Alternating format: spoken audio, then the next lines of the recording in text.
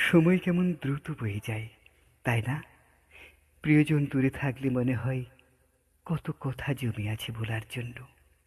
আজ সেই জমে থাকা কথাগুলো বলবো তোমায়। কতদিন পরে এলে,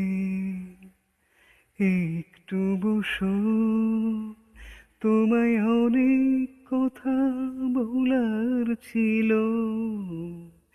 যদি শোনো। কতদিন পরে এলে, আকাশে বৃষ্টি আসো, গাছেরা উঠুক কেঁপে ঝরে, সেই ঝড় একটু উঠুক তোমার মনের ঘরে। বহুদিন এমন কথা বলার ছুটি পাইনি যেন,